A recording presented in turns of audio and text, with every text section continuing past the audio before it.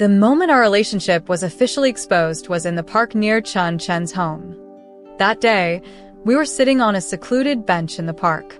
Despite the cold weather, I didn't feel cold at all. My cheeks were even flushed with a warm red hue. Chun Chen gazed at me without blinking, a smile on his lips. His fair face looked almost translucent under the sunlight. He gently cupped my face, and the scent of mint spread across my lips. I extended my tongue, tracing the familiar shape of his lips, warming the cold lines, savoring his unique taste. The afternoon sunlight was quiet, elegant, and I was completely immersed in my own world, feeling light and carefree. Suddenly, the warmth of his lips disappeared. I slowly opened my eyes to see Chun Chen staring in shock at something behind me. He muttered, "Mom." In that instant, all the blood in my body rushed to my head, leaving me frozen in place. My mind went blank, like it was stuffed with cotton. I turned around with great difficulty and saw Chun Chen's mother looking at us in disbelief. After a long pause, I finally stammered, "Hello, teacher." Chun Chen and I first met because of math. I was terrible at math in high school, which made my whole family anxious. Through a friend's introduction, they found a tutor who happened to live near us and worked at my school. The first time I went to the tutor's house for lessons, I was stunned. The one who opened the door was Chun Chen. Chun Chen was the top student in our class, excelling in every subject, especially math and science. Meanwhile, I could barely keep up with those subjects. He looked slightly surprised to see me too, raising his well-shaped eyebrows before letting me in. As the teacher explained the math problems to me, Chun Chen sat beside me doing his own work. He wore a soft, gray sweater that made him look particularly elegant and handsome. I was often stumped by the problems, scratching my head in frustration, and would eventually collapse on the desk, refusing to try anymore. Every time Chun Chen saw me slacking off, he would smack my head with his pen, scolding, "No wonder you're failing math with this attitude." But after scolding me, he would patiently explain the problem step by step. I would lazily prop my chin on my hand and watch him. His slightly bowed head seemed to blend into the sunlight, his eyes focused, and his handwriting was graceful and free-flowing. He was so beautiful, I couldn't look away. I leaned in closer, trying to get a better view of what he was writing. Unexpectedly, he suddenly turned his head to look at me. His lips brushed against my cheek for a brief second, and the world seemed to freeze. The sunset streamed through the windows, casting a soft glow over our blushing faces. That unintentional kiss at dusk, it felt so long, yet so short. Long enough to feel like we spent a lifetime together in that moment, yet short enough to pass like a shooting star, leaving no trace behind. In the first semester of our second year, I sprained my ankle falling off the horizontal bar during gym class. The pain was excruciating with every move I made. Chun Chen saw me from a distance and rushed over, picking me up and carrying me to the nurse's office. It was the first time we had ever been so close. I could even smell the faint scent of his body wash. Huddled in his arms, I looked up to find that his features were more striking than I had realized, his eyebrows well-shaped, his nose straight, like it had been chiseled with a blade.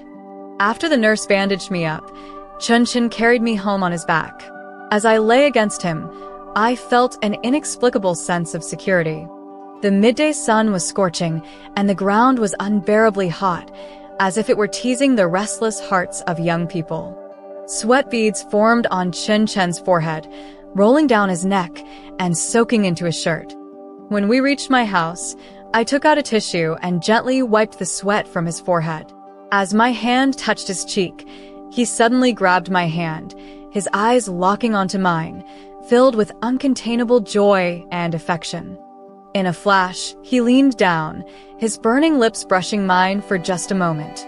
I stared at him in shock, the sound of my heartbeat thundering in my ears. When he turned to leave, I remained rooted in place. It wasn't until he was far away that I stuck my head out of the hallway window. Under the deep blue sky, his figure grew faint. The once blinding sunlight had softened into a tender hand, gently caressing the back of the boy, painting layer upon layer of radiant, but not dazzling hues. Even years later, I still remember that moment.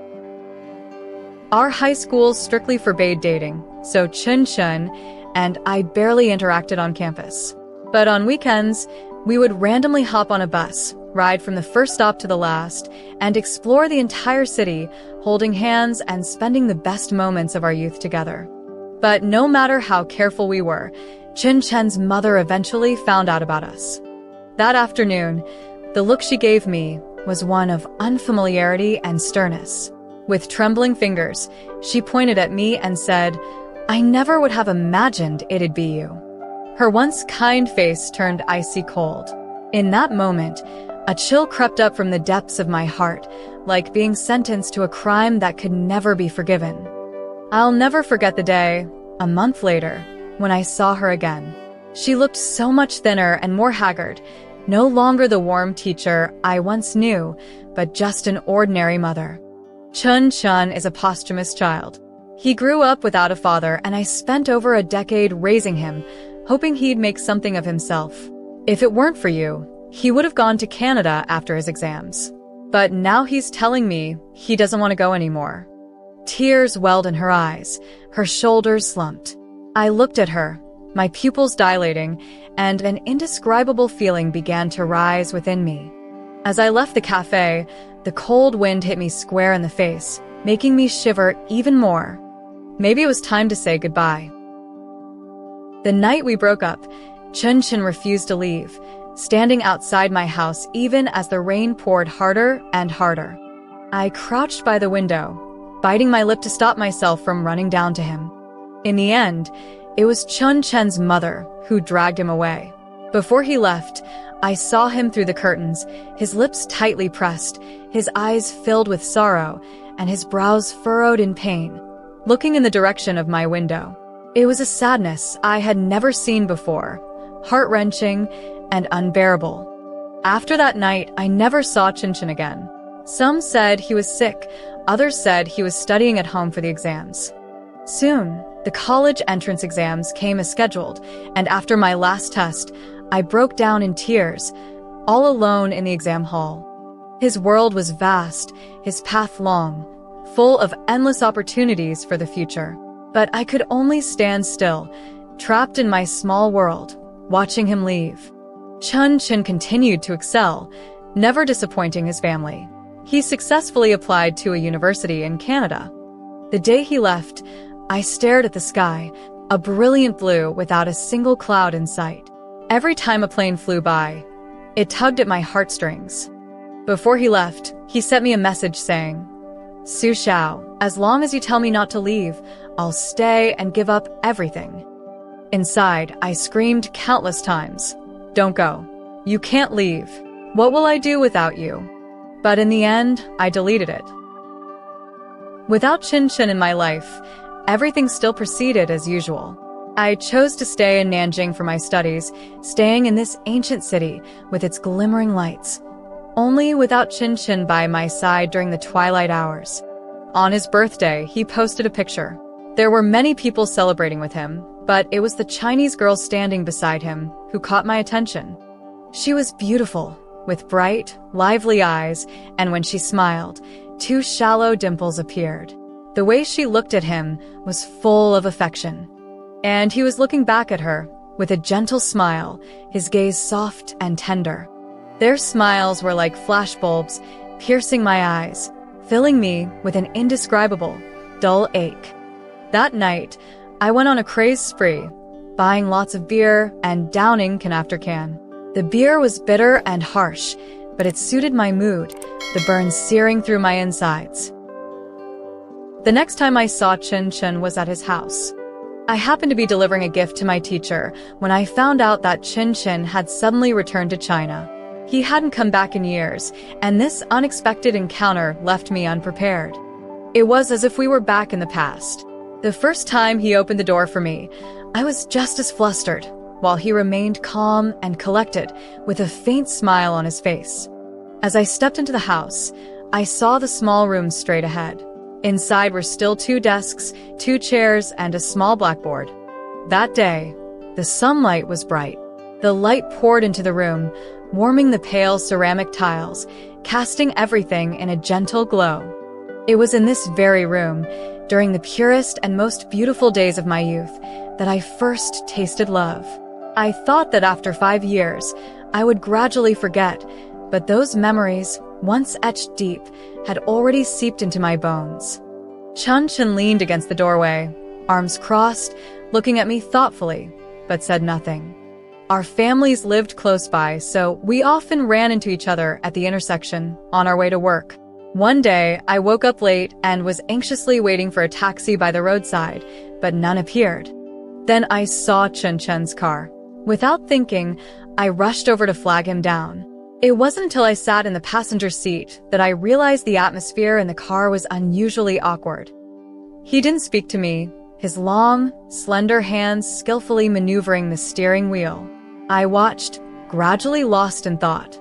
Those were the hands that once held me tightly, so tightly that ever since, I've been unable to feel the warmth of anyone else. But as I gazed at his expressionless profile, I realized that when memories become mere history, the hardest part is how vividly everything remains. He didn't look at me once throughout the ride, nor did he say a single word until I was about to get out of the car. Only then did he speak slowly. "Since it's on the way, I'll drive you from now on." His voice was low and magnetic. I was about to think of a way to refuse, but my mouth moved faster than my mind. Okay. From that day on, I began looking forward to each morning's ride to work. Even though we didn't talk much in the car, I slowly felt that the Chun Chen I knew was returning. He would scold me for being forgetful, call me an idiot, and roll his eyes at me when I was occasionally late. It was as if time had played a trick on us, as though the 5 years that had passed were just a dream. We hadn't moved an inch, yet time had slipped away. Though early spring still carried a chill, I could already feel the soft, warm breeze of summer. It wasn't until I met the Chinese girl from the photo that I truly realized that 5 years had indeed created a real and tangible distance between us. I met her in Chun Chen's car. Her Chinese name was Lan Xian. She was even more beautiful in person. Even with just a simple ponytail, it didn't detract from her stunning features. When she saw me, she seemed a little surprised, but she still gave me a radiant smile. They seemed very close, chatting nonstop during the ride. Chun Chen laughed heartily at her jokes, more open and joyful than I had ever seen him. He had never laughed like that in front of me, yet now he showed his happiest side to someone else. For a fleeting moment, I felt as if I had stumbled into a world where I didn't belong, too afraid to come closer, yet unwilling to leave. Lan Xian was visiting Nanjing and was staying at a hotel near Chun Chen's house. The next day, I saw her again in his car, and I realized how unwelcome I must have seemed. They had so much to talk about, while I sat silently on the side, feeling dejected and powerless. On the third day, as I stood by the roadside, I calculated when Chun Chen would be leaving. A sudden thought struck me: hide. I hid behind a bus stop ad, quickly sending Chun Chen a message, telling him I'd already left early. He didn't suspect anything and simply replied, "Okay." So I watched as his car drove past without stopping for even a second. Once his car disappeared, I emerged, the thought of their laughter in the car hitting me with a sudden dull pain, and I couldn't stop the tears from falling. Over the next few days, I found various excuses to avoid them, trying not to see or think about it, and gradually my heart stopped hurting so much. I sat on the bus, watching as cars sped past one after another, feeling a deep sense of loneliness. Just like every other day, I took the bus to work. I found a seat by the window in the back and closed my eyes, planning to take a nap. Suddenly, someone sat down beside me, and I felt a familiar presence. Startled, I snapped awake, my eyes wide. "What are you doing here?" Chun Chen glanced at me, a smile tugging at the corner of his lips. Someone doesn't like my car and prefers the bus, so I wanted to see what's so great about it. I blushed, feeling like I had been caught doing something wrong, and quickly changed the subject. "Why aren't you with Lan Xian?"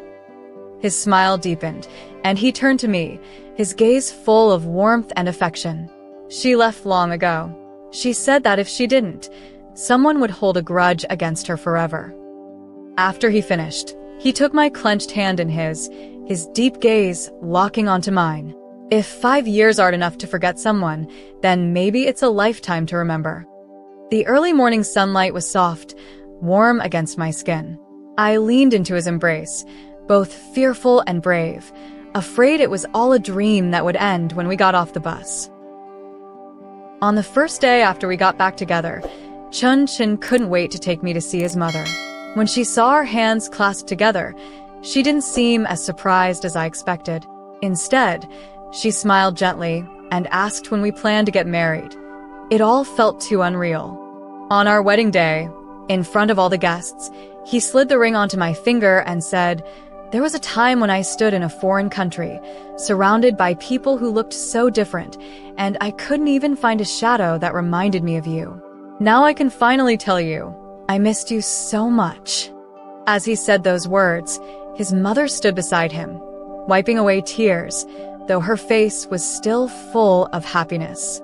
Holding his mother's hand, I turned to him and said, "I'm so lucky that it's you, from school uniforms to wedding dresses, from your mom to my mom. No matter how time may rage or how the years may rise and fall, there will always be a time in your life when you meet someone you want to love for a lifetime. The blood, sweat, and tears of those painful days will eventually come to an end. And there he will be, waiting for you, just as the wind waits for you."